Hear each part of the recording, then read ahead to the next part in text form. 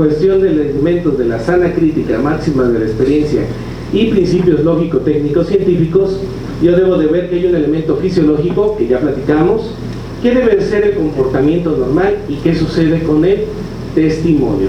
Ubicaciones de modo, tiempo y lugar, al momento de estar declarando, el uso de declaraciones previas que declaran una cosa y posteriormente en otra, se contradicen.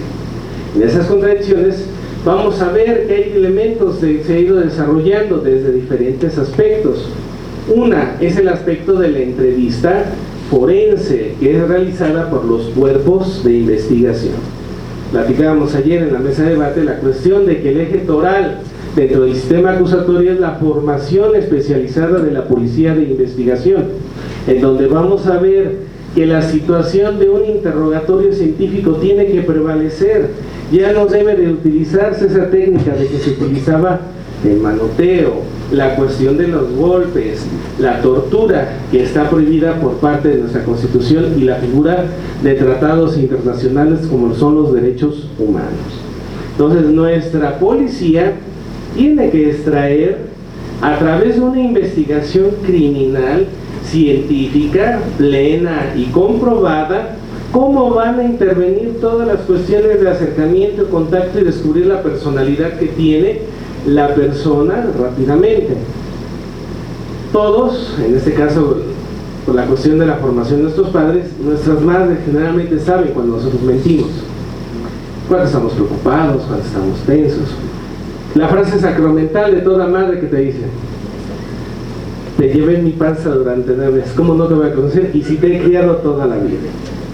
Ellos saben cuando estamos preocupados, tensos, porque obviamente nos conocen el tiempo, pero un policía tiene muy poco tiempo para determinar elementos efectivamente si el sujeto no pudo o no haber participado en el evento. Entonces tiene que ser sumamente observador y utilizar otras técnicas importantes para entender que cada uno de nosotros, pues bueno, ha tenido sucesos en la vida que experimentan vulnerabilidad, porque hemos tenido diferentes maneras de enfrentar la vida, la manera incluso de cómo aprendemos la situación del castigo.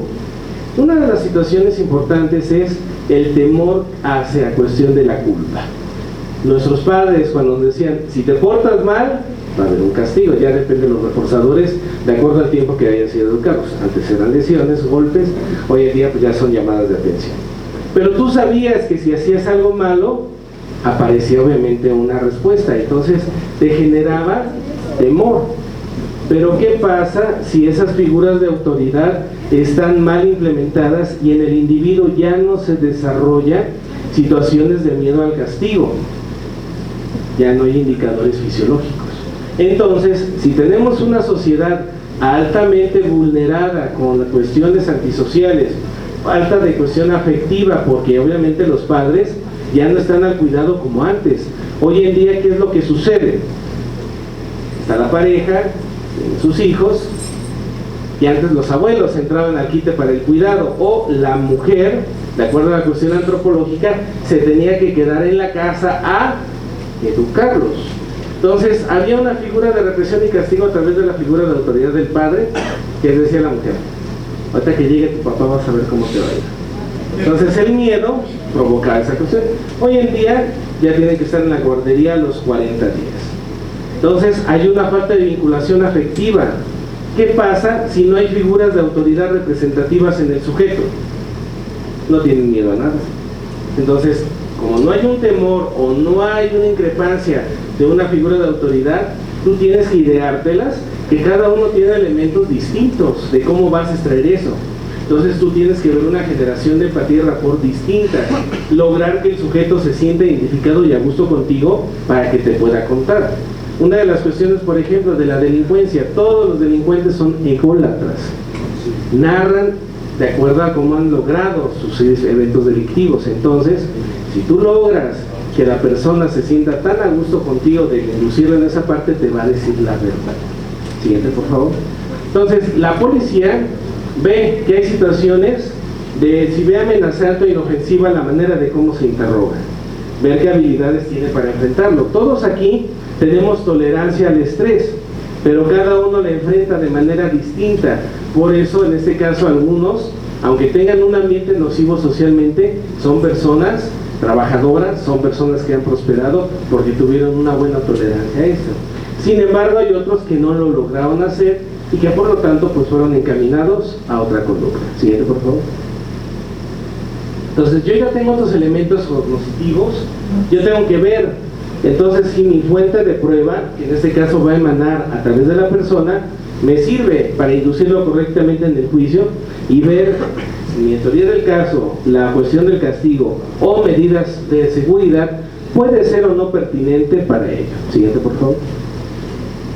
Entonces, ¿cuál es el protocolo que se propone para una entrevista y un desahogo de un testigo?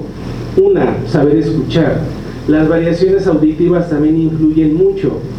Vean el tono de voz cuando una persona se siente a gusto y seguro con un tema. Lo puede expresar correctamente. ¿Qué pasa cuando una persona se siente incómodo? El tono baja. La voz se puede quebrar. Si lo vimos en la cuestión de la parte docente con ustedes muchachos, con sus mismos maestros, cuando les gusta un tema, lo desarrollan y se paran y lo dicen sin ningún problema. Cuando el tema les resulta incómodo, puede haber una disminución de comunicadores. Entonces, tenemos el entendimiento de que toda la cuestión de la interacción es importante. Cuando una persona está a gusto, utiliza muchos ilustradores. Utiliza un tono de voz firme, seguro. Cuando no está seguro, baja, titubea y los canales de comunicación se disminuyen. Entonces yo tengo que aprender a hacer las preguntas, despertar la emoción y ver lo que hemos platicado. Manejo de la microexpresión, comunicación no verbal, el manejo de la proximia y el movimiento ocular. La proximia indica la distancia. Aquí obviamente yo estoy de pie y puedo moverme libremente y me puedo acercar. La proximia es el estudio de la distancia de acuerdo si algo te agrada o te incomoda. Si algo te gusta, te vas a acercar. Cuando te incomoda, te alejas. Pero lo podemos hacer en este caso también de pie. Cuando realizan una pregunta y la persona se hace un poco hacia atrás, quiere decir que no le ha gustado lo que le has dicho. Entonces van a decir, bueno, y en un testigo, ¿cómo lo voy a saber? Estamos en la parte de la audiencia, está sentado, le haces la pregunta y tú ves si el testigo se pudo haber realizado algún movimiento. Entonces tú sabes que obviamente posiblemente le incomodó, pero hay que ver el contexto, por qué se movió. Tienes que ver si el estímulo de la pregunta se da varias veces para despertar ese movimiento. Entonces, yo tengo que ver que cada persona emite estímulos y responde de manera distinta a otras, y esta interacción va a ser importante para ver mi comportamiento que voy a realizar a lo largo de la probanza. Con esto, yo entiendo que la parte psicofisiológica, lanzo la pregunta, el lóbulo temporal la procesa, la manda al hipotálamo y a su vez a la amígdala, que se encarga de regular los sistemas de emociones. Por eso tenemos cuestiones de sed, de hambre, del deseo sexual. Tenemos el sistema límbico, manda la información al axón, que son las ramificaciones y terminaciones nerviosas en el cerebro, manda la información a la médula espinal, y esto aumenta la presión, aumenta la fracción de respiración, disminuye la resistencia galvánica o dilatación de la pupila. Siguiente, por favor. Entonces, con todo esto ya voy viendo mi fundamento psicofisiológico, la parte emocional, y ver que dentro de la comunicación también hay codificaciones. Entonces yo tengo que buscar en el testigo de manera involuntaria contradicciones, olvidos o inconsistencias. Siguiente, por favor. Puedo utilizar emblemas, que son cuestiones de que no importa en dónde esté, toda la persona lo llega a comprender. Si yo no cruzara palabra con ustedes y les hiciera así, ¿me entenderían qué significa? Que es positivo.